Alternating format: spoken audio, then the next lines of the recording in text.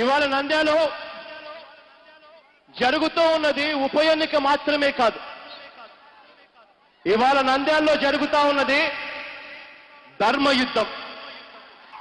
ఇది ధర్మానికి అధర్మానికి మధ్య జరుగుతూ ఉన్న యుద్ధం. ఇది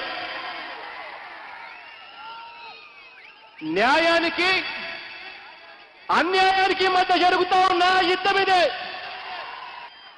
ఇది విశ్వసనీయ రాజకీయాలకు వంచనతో కూడిన రాజకీయాలకు మధ్య జరుగుతూ ఉన్న యుద్ధం ఈ నంద్యాల ఎన్నిక. ఇది 3.5 సంవత్సరాలుగా చంద్రబాబు నాయుడు గారు చేసిన మోసపూరిత పరిపాలన మీద, చంద్రబాబు నాయుడు గారు నడిపిన కుట్ర రాజకీయాల మీద, చంద్రబాబు నాయుడు గారి అవినీతి మీద, చంద్రబాబు నాయుడు గారి అసమర్థ పాలన మీద ఇవాళ ప్రజలిచ్చే తీర్పుగా జరగబోతా ఉంది ఈ నంద్యాల ఎన్నికలు. ధర్మానికి అధర్మానికి మధ్య, న్యాయానికి అన్యాయానికి మధ్య నంద్యాలలో పోటీ అంటారు. అంటే 12 కేసుల్లో, అవినీతి కేసుల్లో ఉన్న జగన్మోహన్ రెడ్డికి, అవినీతి పార్టీ వైకాపాకి, ఏ కేసు లేని నిజాయితీ గల తెలుగుదేశం పార్టీకి పోటీ. మేము కూడా ఒప్పుకుంటున్నాం.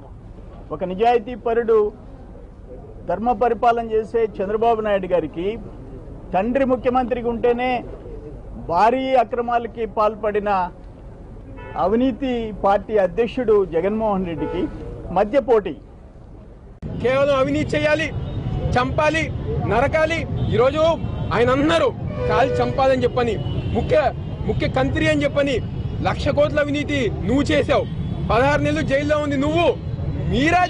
మీరా చంద్రబాబు నాయుడు గురించి మాట్లాడేది అని చెప్పి జగన్మోహన్ రెడ్డి గారు మేము ప్రశ్నిస్తున్నాం. ఈరోజు నిన్న ఆయన చేసిన వ్యాఖ్యలకి నిరసనగా ఈరోజు ఈ యొక్క బెంచ్ సర్కిల్లో దిష్టిబొమ్మ కార్యక్రమం పెట్టి, అదే విధంగా ఆయన మీద పోలీస్ కేసు ఫైల్ చేయాలని చెప్పి ఈరోజు ఈ యొక్క సందర్భం మేము చెప్పదలుచుకున్నాం. రేపు చంద్రబాబు నాయుడు గారు ఆయన మీద అనుచిత వ్యాఖ్యలు చేసినందుకు వెంటనే పోలీసులు జగన్మోహన్ రెడ్డి గారి మీద యాక్షన్ తీసుకుని ఆయన మీద కేసు నమోదు చేసి ఆయన వెంటనే అరెస్ట్ చేయాలని చెప్పని ఈ రోజుగా మేము డిమాండ్ చేస్తున్నాం.